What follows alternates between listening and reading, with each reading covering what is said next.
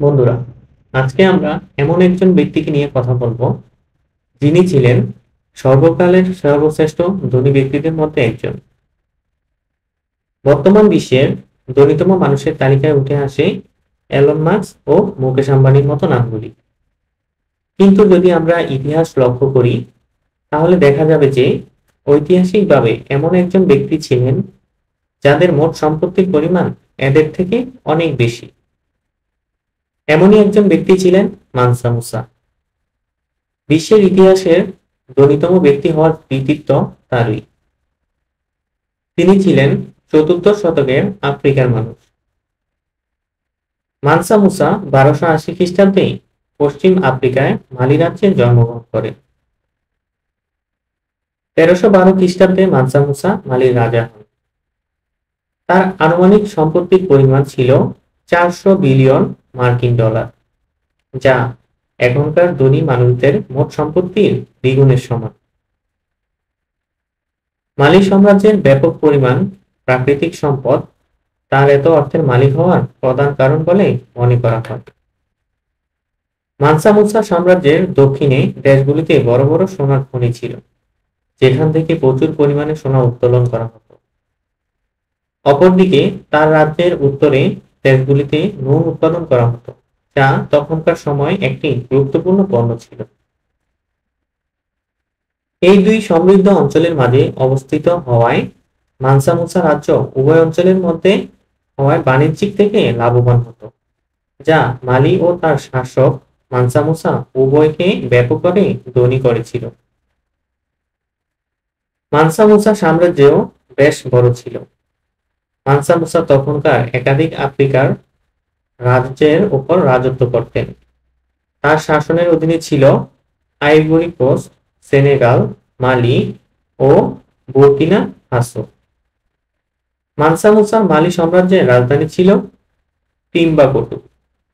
মানসা মুসা তার উদারতা এবং দয়ার জন্য পরিচিত ছিলেন এবং তার বুদ্ধি এবং বিচারের জন্য ইতিহাস জুড়ে প্রশংসিত হয়েছেন।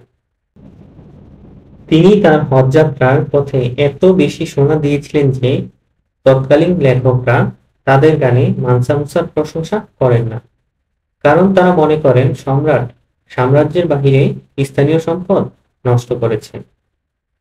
মানসা মুসা 1324 সালে হজ যাত্রার জন্য মক্কা ভ্রমণ করেছিলেন। মানসা মুসা 100টি উট, বিপুল পরিমাণ সোনা, 12,000 জন চাকর এবং 60,000 ক্রীতদাস নিয়ে সৌদি আরবে মক্কা ভ্রমণ করেছিলেন বলে জানা যায়। ইতিহাসবিদ ও পণ্ডিতদের মতে তিনি তার হজে 18 টন সোনা নিয়ে যেতে পারেন, যার মূল্য 2022 সালে 957 মিলিয়ন ডলারেরও বেশি। মালি থেকে মক্কা যেতে মানসা মুসা 1 বছরের বেশি সময় নিয়েছিলেন। নাইজার নদী দিয়ে মেমা, ওলালাতা, পেগাজা হয়ে তিনি মধ্য আফ্রিকার অন্যতম বড় বাণিজ্য কেন্দ্র টুয়াতে আসেন। টুয়াত তখন সর্বধর্মের মানুষের প্রিয় বাণিজ্য কেন্দ্র ছিল। এরপর তিনি মিশরে পৌঁছান, পিরামিডের কাছে তাঁবু গাড়েন। মিশরের সুলতানের জন্য 50,000 স্বর্ণমুদ্রা উপহার পাঠান। সুলতান তাকে প্রাসাদে আমন্ত্রণ জানান। টাইম ম্যাগাজিনের এক প্রতিবেদনে মানসা মুসাকে সর্বকালের সেরা ধনীদের একজন আখ্যা দেওয়া হয়েছে। হজযাত্রায় তিনি বিপুল পরিমাণ স্বর্ণ সঙ্গে নিয়েছিলেন, পথে পথে মানুষের মধ্যে তা বিতরণ করেন। মিশরে তিনি এত বেশি স্বর্ণ বিতরণ করেন যে সেখানে স্বর্ণের দাম 25% কমে গিয়েছিল। হজের পুরো সফরে তিনি এত বেশি দান করেন যে মক্কা থেকে ফেরার সময় কায়রো পৌঁছে তাকে স্থানীয় ব্যবসায়ীদের কাছ থেকে অর্থ ধার নিতে হয়েছিল। ইসলাম সম্পর্কে সমগ্র জ্ঞান না থাকলেও মানসা মুসা ধর্মপ্রাণ ছিলেন।